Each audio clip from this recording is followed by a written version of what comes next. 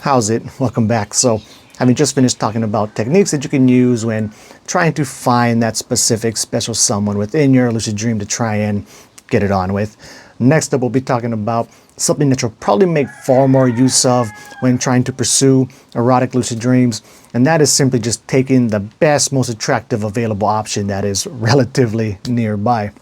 And so the direction I'm going to take this might seem a bit odd at first, but first of all, I would start off by asking yourself the question, like, what are your view towards wet dreams? Like, do you see them as a good thing, as a bad thing, or maybe it just doesn't really matter?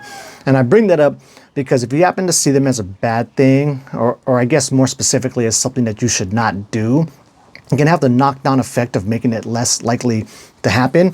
And now, of course, it can, the exact opposite can happen as well. Say like you're in a nightmare type scenario, you really are worried or you're scared or you don't want you don't want something else to happen, but then you're thinking about that thing so much that it ends up drastically raising the chances of that bad thing happening.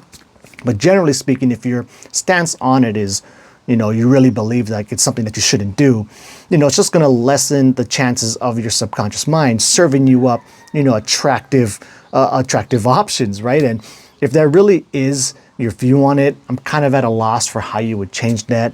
I would start off by, looking at why it is you think it's such a bad thing. Like, luckily for me, I don't think it's a bad thing at all, but really trying to look at why you feel like it's a bad thing and something that you shouldn't be doing, and then trying to reason your way out of it. Like, in some senses, I can see it as being an absolutely good thing, where say like, you can't get any action in your waking life, then, getting that through your dreams can really be a wonderful release, right? In some ways.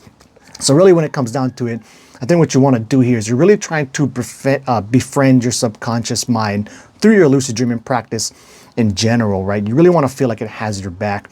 And kind of oddly for me, like I feel like I have a better relationship with my subconscious mind in my dreams than I do in my waking life. Like in my waking life, my head can really start screwing with me and all that. But in my dreams, I really do feel like my subconscious mind or my dreaming mind always has my back. And that's a great aid in my dreaming practice just in general. Like no matter what type of situation I'm in, right, I always feel like I'm safe there. I'm not going to be put through something that I can't handle, right? Because I don't believe I can possibly be possessed in my dreams, right? When that sleep paralysis demon shows up and it grabs my hand and I feel like I'm being possessed, which was absolutely terrifying. I wasn't actually, that scared of the experience. And should I be in sleep paralysis again and see the demon show up, I'm not going to run from the experience. I want to stay there and see how much of it I can handle and try to explore that space. So, yeah, you want to befriend your subconscious, kind of let it know, which I think it's going to kind of know just generally speaking, as your tastes and things change over the years, right? Your mind's going to kind of know what you're into already, and so it can start serving you up, potential attractive options.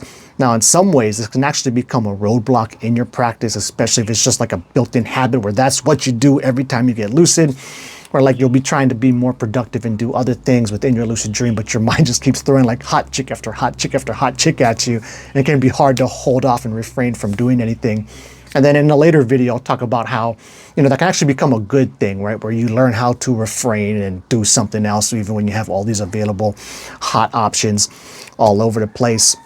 And then the last thing I'll close it off with is say like, if you're trying to find maybe not a specific person, but like, you like some type of attractive option that you're going for, you can kind of just follow like a trail of breadcrumbs within the dream to try and get to a place where this type of dream character is more likely to be.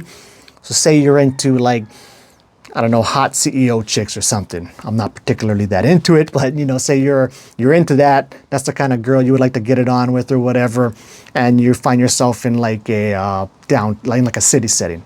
Well, then start looking around a setting where somebody like that would more likely be. Maybe find the biggest, fanciest building, right? Go to that building, go up to the top floor, and then see what your options are up there. So, just a little way you can kind of introduce some control there and try to get to the type of dream character that it is that you want to go ahead and get it on with.